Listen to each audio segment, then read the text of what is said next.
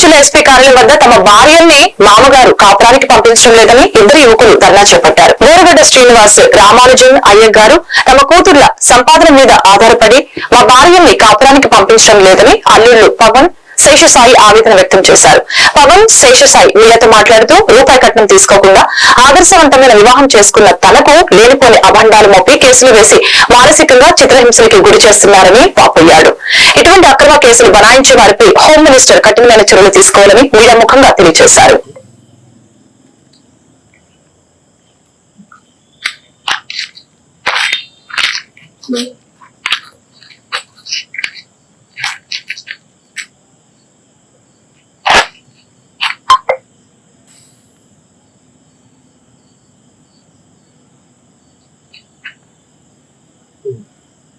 పేరు పవన్ అండి. నేను సూరత్ లో ఒక ప్రైవేట్ స్కూల్లో టీచర్ గా చేస్తున్నాను. మా మామగారు బీకేఎస్ఆర్ అయ్యంగారు అండి. ఆయన ఏలూరులో ఉంటారు. మా ఆవిడ్ని, మా అమ్మాయిని 2020లో ఇక్కడికి తీసుకొచ్చారండి. 2020 ఫిబ్రవరిలో. అప్పటి నుంచి నన్ను మా కుటుంబంతో కలవనివ్వట్లేదు. మా ఆవిడతోటి, మా అమ్మాయితోటి. మా అమ్మాయిని అయితే కంప్లీట్ గా దాచేశారు.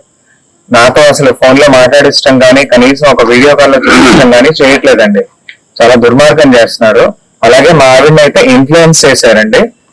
నేను గట్టిగా ఫోన్ చేసి ఇట్లా మా ఆవిడని చూపించాలి, మా అమ్మాయిని చూపించాలంటే ఏంట్రా ఏమనుకుంటున్నావు నువ్వు, మీ ఆవిడనే కావాలా, ఏంటనుకుంటున్నావు, నన్ను చంపేస్తాను అంటున్నాడండి. ఇదే టోన్ తోటండి.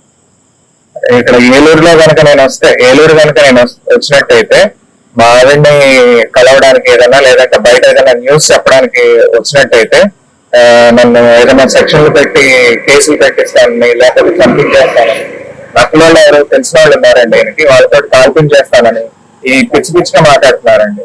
ఆయనకి ఏదైనా సైకలాజికల్ ప్రాబ్లం ఉందేమో నాకు తెలియదు కానివ్వండి. నాకు న్యాయం కావాలి. మా ఆవిడ, మా అమ్మాయి నా దగ్గరికి రావాలండి. కాపురానికి పంపించాలి మా ఆవిడ్ని. అలాగే ఇలాగా కాపురాన్ని కూల్ చేసే వాళ్ళ మీద కఠిన చర్యలు తీసుకోవాలండి. ఎస్పెషలీ మెన్ దగ్గరికి వచ్చేసరికి చాలా సఫర్ అవుతున్నాం అండి మేము. ఇలాంటి అక్రమాలు ఉండడం వల్ల కూతుళ్ళని ఇన్ఫ్లుయెన్స్ చేసేసి, కుటుంబాలను కూల్చేసి వాళ్ళ ఇంటికి తీసుకొచ్చి పెట్టుకుంటున్నారండి. మెయిన్ రీజన్ ఏంటంటే, ఎస్పెషలీ మా కేసులో అతనికి ఆదాయం అనేది లేదండి. ఆయనకి ఏ ఉద్యోగం లేదు. ఇలా కూతుళ్ళు సంపాదించి పెడుతుంటే ఉద్యోగం చేస్తారండి. మా వైఫ్ను, తిన వైఫ్ కూడా ఏదో జాబ్ ట్రయల్ లో ఉన్నారు. వచ్చే ఇన్కమ్ ని ఆయన కుటుంబ పోషణ కోసం వాడుకుందామనే ఉద్దేశంతో కాపురానికి పంపించట్లేదు. మా మీద అనేక రకాలైనటువంటి పిచ్చి మాటలని చెప్పి మా నుంచి వాళ్ళని డిటాచ్ చేస్తారు. సో ఆయన మీద చర్యలు తీసుకోవాలని మేము ప్రభుత్వాన్ని కోరుకుంటున్నాం. నా పేరు శేషసాయి అండి. నాకు ఈ సంవత్సరం ఫిబ్రవరి 18వ తారీఖున అయ్యంగారు చిన్న కుమార్తెతో వివాహం అవటం జరిగిందండి. వివాహం అయిన 3 నెలలకే ఇంట్లో నుంచి తీసుకెళ్లిపోవటం, మా మధ్యన గొడవలు పెట్టడం, నాతో రివర్ట్ బ్యాక్ అవటం, తన ఇంట్లో ఉంచేయడం, ఎలక్షన్స్ కానీ తీసుకెళ్తే అక్కడ ఉంచేయడం, ఇలాంటి ఇష్యూస్ అన్ని జరుగుతూ ఉన్నాయండి. ఈ పర్సనల్ గా నాకు ఆయనకి అయిన ఆర్గ్యుమెంట్స్ కానీ ఇవన్నీ మనసులో పెట్టుకుని ఆ ఫినాన్షియల్ ఓరియంటేషన్ తో కూతురుని ఇంట్లో ఉంచేసుకుని వాళ్ళ ఇన్కమ్ మీద ఏం సర్వైవ్ అయిపోతూ నా మీద ఫాల్స్ కేసెస్ పెట్టారండి. నేను రిజిస్టర్ మ్యారేజ్ చేసుకుంటే డౌరీ లేకుండా 0 డౌరీతో చేసుకుంటే నేను 15 lakhs పెట్టి పెళ్లి ఖర్చు చేశాడంట. నేను 15 lakhs మళ్ళీ కట్నం అడిగి వేధించి డొమెస్టిక్ వైలెన్స్ చేసినట్టు ఇలా ఫాల్స్ కేసు పెట్టారండి.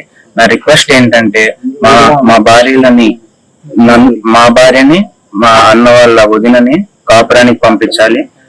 ఆయన కూతుర్ని అట్లీస్ట్ ఫోటో అయినా చూపించమని వేడుకుంటున్నామండి.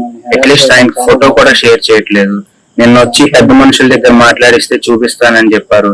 అప్పుడు కూడా డినై చేసి ఆయన ఏదో బాధల్లో ఉన్నారంట. ఒక 6 నెలల తర్వాత అది కూడా మాతో డిటాచ్ అయిపోతే అది ఆయన ధృవీకరించుకుంటే అప్పుడు పంపిస్తారంటండి.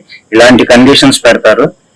సో నేను కోరుకుంటుంది ఏంటంటే, హోమ్ మినిస్టర్ అనిత గారు, మీకు విన్నపం మేడం, ఇలా చట్టాన్ని అడ్డం పెట్టుకుని ఫాల్స్ కేసెస్ పెట్టి అమాయకుల్ని ఇబ్బంది పెడుతూ కోర్టుల చుట్టూ తిప్పుతూ వాళ్ళని బెదిరించి ఇలా ఆర్థికంగా లాభం చేకూర్చుకోవాలనుకునే వాళ్ళపై కఠిన చర్యలు తీసుకోవాలి మేడం.